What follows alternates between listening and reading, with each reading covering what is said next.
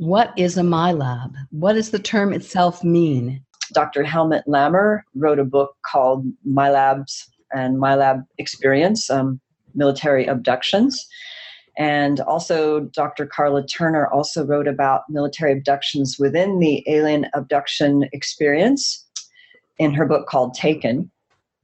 And there was other people who wrote about it, like Leah Haley Davenport wrote about her experience with military abductions and interrogations early in the 1990s before it really became known what was happening.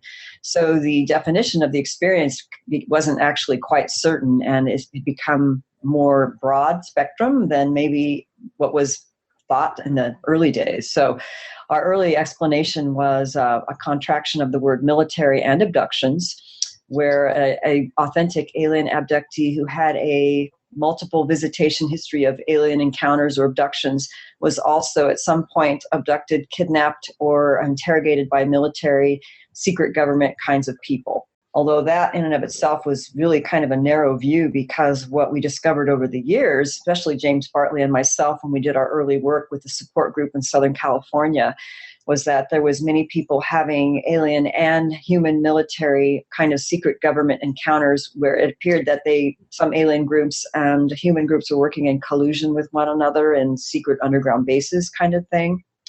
And also,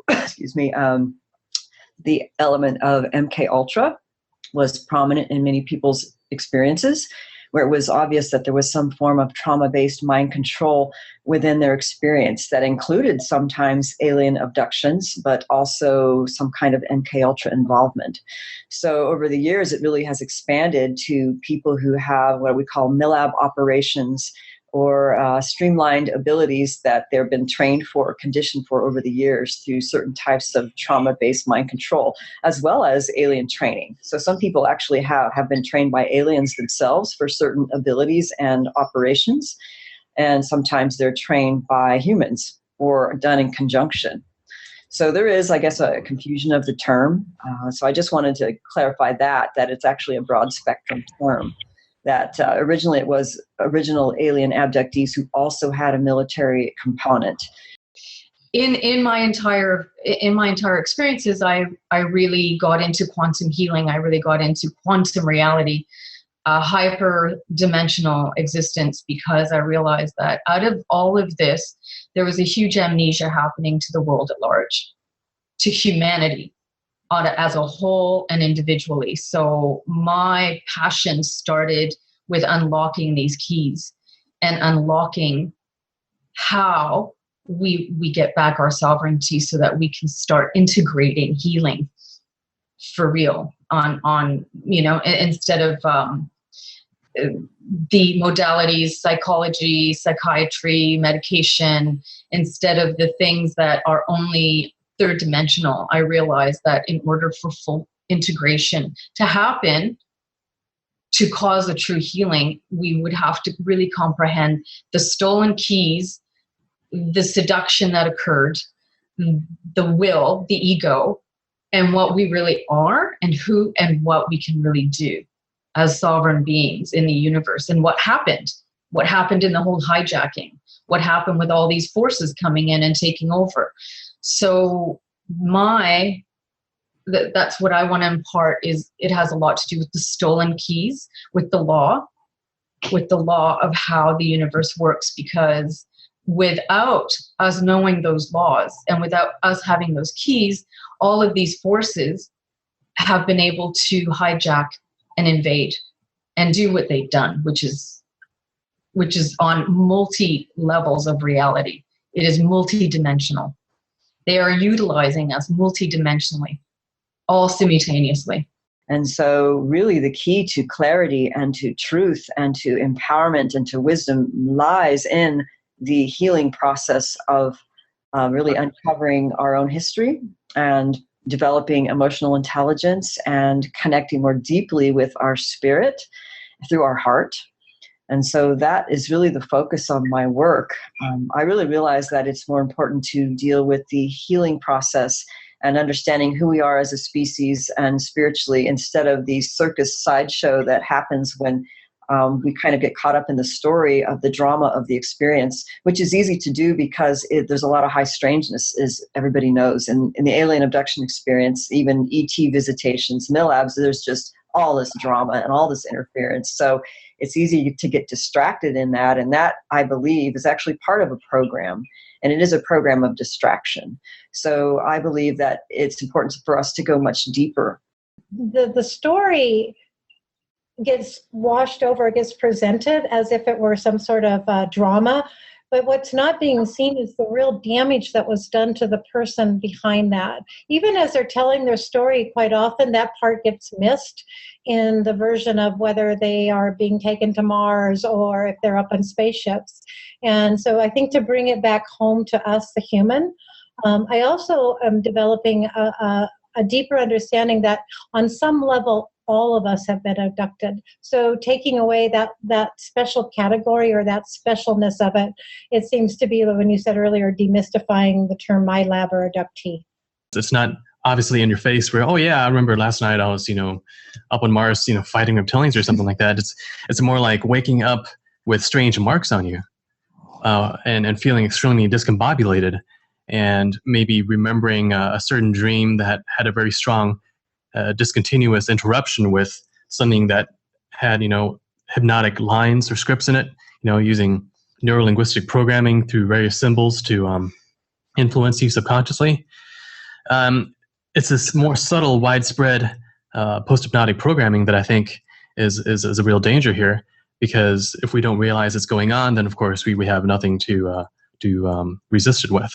There's many different agendas happening. Some of it is spiritual warfare. Some of it's experimenting on the population for all kinds of things, whatever they're experimenting on. They're also honing in on people that they perceive as a threat, someone who maybe has psychic abilities and just poses a threat in some way, try to kind of hold them down. What happens a lot when a person, a Milab, is sleeping is they get electromagnetically beamed. And they get beamed in different parts of their brain. Now, Milabs fall into certain categories as far as the controllers are concerned, based on their genetic profile, their morphogenetic blueprint resonance, and also, believe it or not, their past lives all factor into these things and the ways and means in which they are programmed. So while a person is sleeping, the beaming may occur, and one part of their brain that will be affected is the part of the brain that induces extreme weariness, sleep. So one has a sensation of feeling like their eyelids feel way they're a ton, where try as they might, they cannot pry their eyes open because the part of their brain that's being stimulated induces heavy, deep sleep, but also induces at times rapid eye movement. And the reason for that is while they're kept in this artificially induced sleep state, another part of their brain is electromagnetically activated, which creates this, what seems to be a virtual environment where the person finds themselves almost in a movie. So they actually profile lineages, DNA. They profile who they're going to put the most threatening people who they need to be contained. And then when they've got that person in the setup, the parents act as handlers.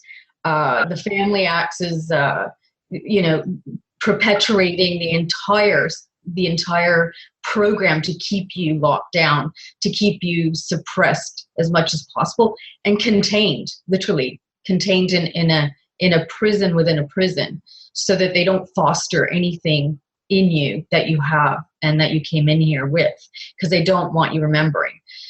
Then they attempt to fracture you. And if they can manage to fracture and split you when you're young, then their programming attempts will be much more successful, and they'll be able to do even more on deeper levels. That's where sovereignty comes in. That's where we need to learn who and what we are. Go back to that. Go back to our origins of being, because this all has to do with being robbed. And making agreements of entrapment that go back from the beginning of your inception, essentially. And then they profile you. They tag you. They've been profiling you. And this has been going on for eons. So they know when you come in, and they know where they need to put you to keep you down. They know where to put you. And oftentimes they'll put you in scenarios where you have a really, quote, loving mother. It's either one extreme or another. They'll put you in scenarios of false love, where it's detrimental to your being because it's handicapping you and enabling you so that you're not, you don't push through your own barriers, or they put you in really abusive situations. Both are abusive on both extremes. It depends on how they profile you. They know what's going to get to you more.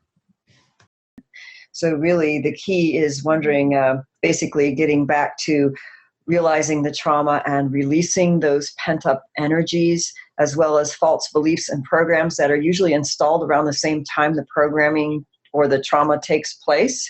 And that is really getting back to, for me, it was like, what am I feeling? And what did I really need, or what I'm really needing at that moment when that trauma is being experienced or re-experienced through a process, and to get in touch with the part of you that is like the inner child, really, or the part that has those true needs that were not being met, and actually recognizing that and offering that in the compassionate, spacious presence of your own, let's say, parent self to the child self, or with somebody who's helping you in that process. And that helps you regain a sense of control and a sense of self, and it reconnects you with your core. And once you have that connection to core, you realize that there's nothing wrong with you, and that what was done to you is really not fair, and that they don't have any control of you. As long as you have control of your emotions and your heart, you're in a better place. We just have to find something, some kind of hot button, which will help to keep us on an even keel and not let us get into a low vibratory ebb, but also be aware of triggers that will tend to put us back in a lower state, a lower vibratory ebb. And the television, movies are chock full of these subliminals, which can trigger us that have had these kinds of experiences. So it's a learning process. We just have to become familiar with what kinds of external and internal stimuli tend to put us out of kilter, tend to take us out of our comfort zone, tend to unground us, if you will. So I just wanted to throw that out. Thank you. And that's where I would want to take this conversation, because it is all about consciousness. And while any one of us has developed a certain amount of consciousness of our own being and who we are in that co-creative field, that is our biggest safety. That is our biggest truth. That is what they can't take away from us when you get to that state. And yet I'm wanting to speak too about this other manipulation and mass consciousness is really the key here. It's our DNA and it's all those things, but we truly are co-creators, and otherwise we wouldn't have all these other beings utilizing us for a creation. We have something they don't have. And so what I'm seeing happening in the alternative media field is that there's this great push right now to make it into entertainment. And how many people go to it for entertainment? They're not having their own experiences. They're not being empowered. They're being told that, some other savior race is coming in. They're being told all these things, and all of these things are available to all of us. And while some of us have certain abilities, others have other abilities. And this is really big for me, that we really start to come together, and when we are together, the field opens, it gets bigger, our vision, our consciousness grows.